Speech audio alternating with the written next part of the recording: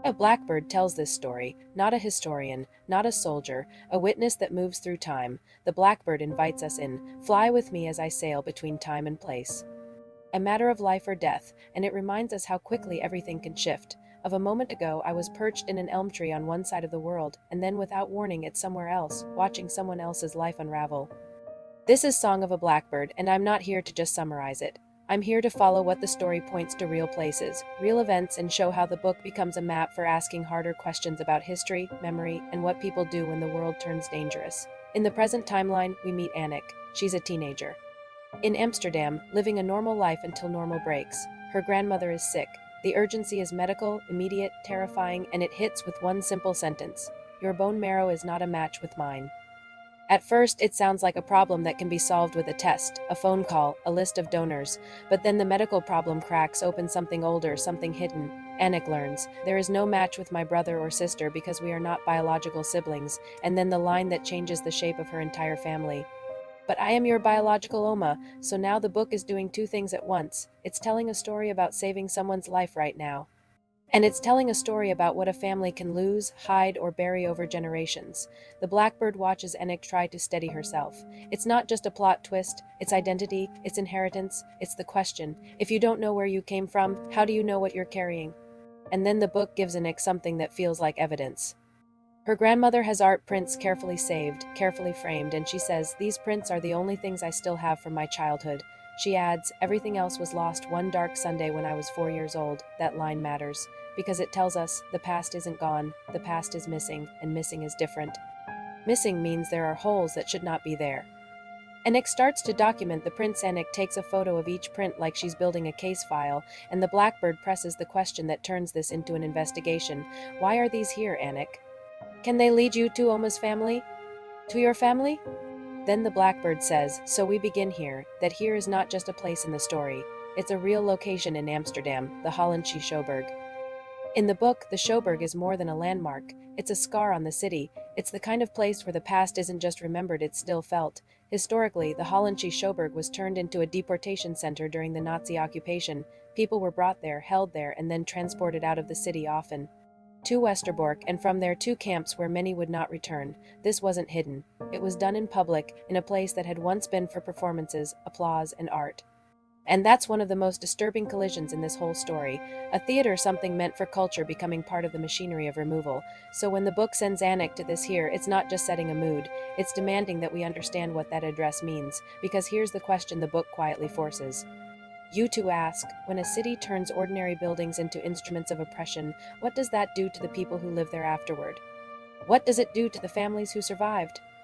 The story doesn't let you stay comfortable. It moves you to the other timeline, Amsterdam, 1943. And this is where Expand the Story really matters, because the book shows you the human scale experience of fear, choices, and consequences, but history supplies the larger frame of what those choices were up against. The book gives us memory in fragments, sharp, sensory, violent.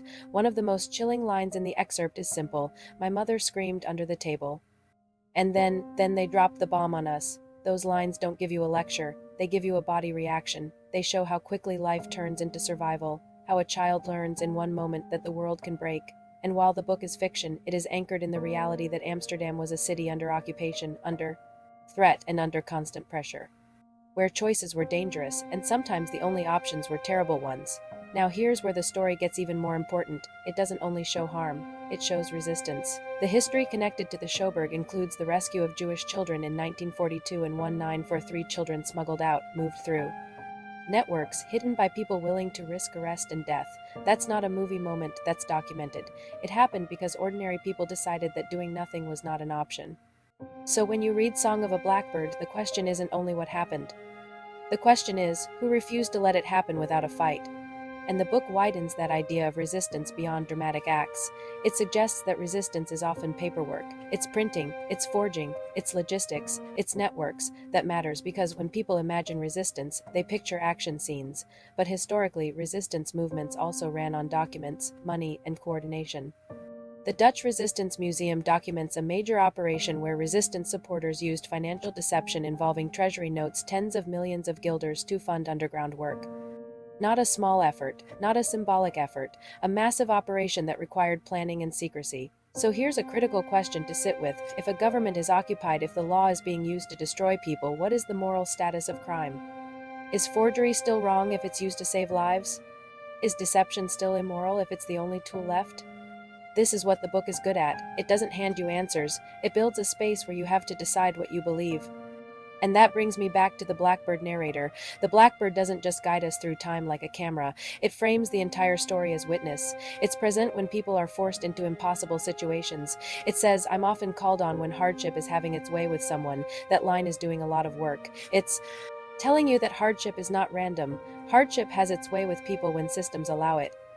When power enables it, when fear and prejudice are made official, and the Blackbird's role as witness forces a modern question: what does it mean to look at this history now?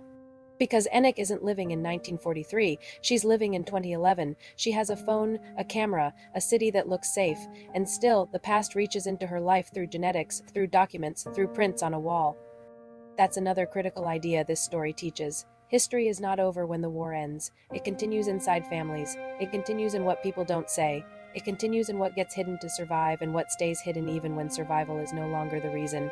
So if you're watching this and thinking, okay, but why does this matter to me? Here's why. This book shows how identity can be rewritten by fear, how a city can contain both beauty and violence, and how art can become evidence.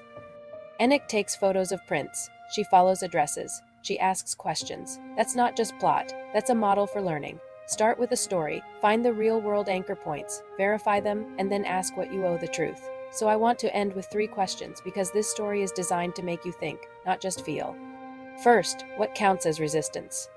Is it only the dramatic acts, or is it also the quiet, risky work that no one applauds? Second, what counts as evidence in a family story? A document? A photograph? A genetic match? A memory someone refuses to speak out loud?